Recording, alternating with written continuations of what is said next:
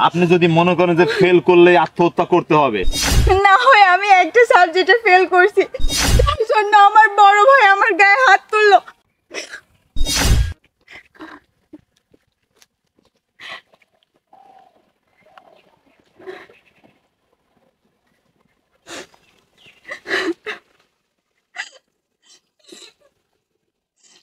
কি এমন অপরাধ করেছিলাম যার জন্য আজকে আমাকে এই দিনটা দেখতে হচ্ছে? খুব বড় অন্যায় করছি, তাই না? খুব বড় অন্যায় করছি। আমার আর বেঁচে থাকার কোনো ইচ্ছে নাই বা অধিকার নাই। কোন অধিকার আমি বেঁচে থাকবো? আজ যদি বেঁচে থাকি, কালকে তো আবার আজকে যেটা হয়েছে সেটা হবে। না না, আমি আমার এই জীবন রাখবো না। আমি আজকে নিজেকে এই বাগানের ভেতর শেষ করে দিয়ে যাবো।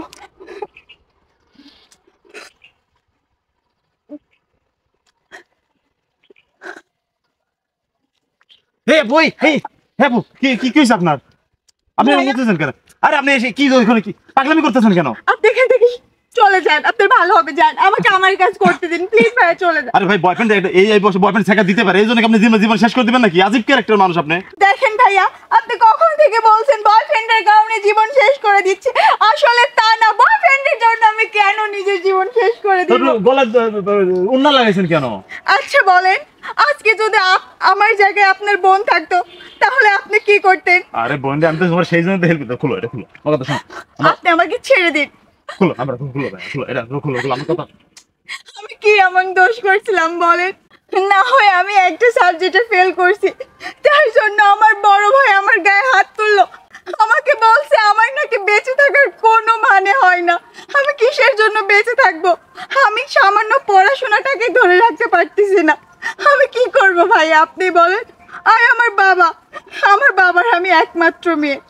আমাকে কোলে পিঠে করে মানুষ করছে, সেই বাবা পর্যন্ত আমাকে বাড়ি থেকে বের করে দিয়েছে। তাই আমি সিদ্ধান্ত নিয়েছি আমার এই জীবন আমি আর রাখবো না ভাইয়া। আপনি প্লিজ এখান থেকে চলে যান। আচ্ছা আমার কথা শোনো, আমার কথা শোনো, আমার কথা প্লিজ শোনো। ভাই এখান আচ্ছা, থেকে আপু, চলে আপু, যান। আমার কথা শোনো, আমার একটু বিশ্বাস করেন আমাকে। আমি আপনার বড় ভাইয়ের মতো, আমাকে একটু বিশ্বাস করেন। খুলেন, আপনি এটা খুলুন, আস্তে আস্তে খুলুন, দেখ, আমি আপনাকে বোঝাচ্ছি। আচ্ছা, কান্না করবেন না, শুনুন আমার কথা বুঝেন। অন্যটা বলেন বলেন বলেন, আমার কথা বুঝুন। আপনাদের মতো মেধাবী ছাত্রী যারা আছে, আপনি যদি মনে করেন যে ফেল করলে আত্মহত্যা করতে হবে, তাহলে এই বাংলাদেশে গত 12 তারিখে হাজার হাজার লক্ষ লক্ষ স্টুডেন্ট যারা ফেল করছে, তারা যদি সবাই আপনার মতো সিদ্ধান্ত নেয়, তাহলে কতগুলো যুবক যুবতীদের জীবনটা শেষ হয়ে যাবে।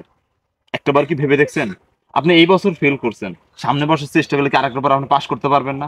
আপনার এই জীবনটা আপনি কি আর সুন্দরভাবে সাজাইতে পারবেন না? হ্যাঁ, আপনি আপনার পরিবারে একটু রাগারাগি করবেই, একটু কষ্ট পাইছে তারা, তাদের আপনাদের কিন্তু অনেক স্বপ্ন দেখে।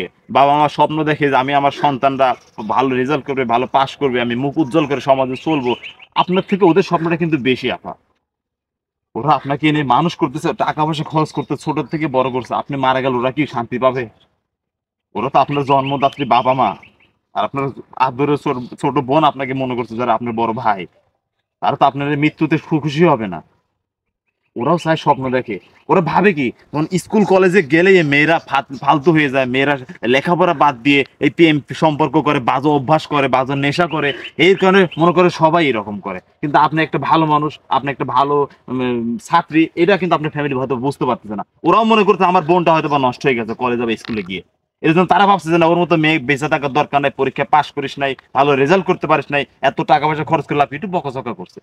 ওরা তো সম্মানে সমাজে চলতে হবে বলে, এই সমাজে চলার জন্য হয়তো মুখটা ছোট হয়ে যাবে। কিরে তোর মেয়ে কি অবস্থা? ভাই আমার মেয়েটা ফেল করছে। আরে কি ফেল করে? তোর মেয়ে তো সারাদিন হইচই করে ঘুরে বেড়ায়। এসব ধরনের কমেন্ট শুনতে পারবে না জন্য আপনাকে একটু বকছে। আপনি এগুলো চিন্তা করবেন না। এবছর ফেল করছেন, এবার মনোজোর দিয়ে উৎসাহ নেবেন যে না, আমি আগামী বছর ইনশাল্লাহ পাশ করব।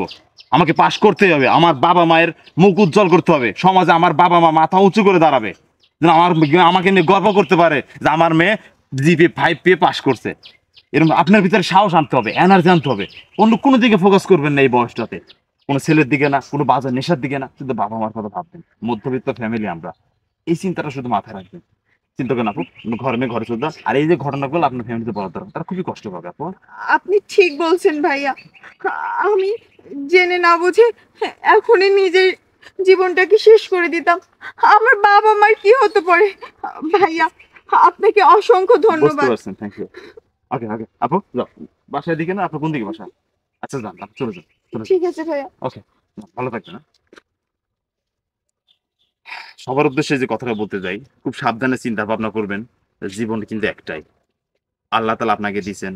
এই বছর ফেল করছেন, সামনের বছর অবশ্যই আপনার চেষ্টা করলে পাস করতে পারবেন, কিন্তু জীবনটা কিন্তু নেক্সট বছর আর ফেরত পাবেন না। ভালো থাকবেন, আল্লাহ হাফেজ।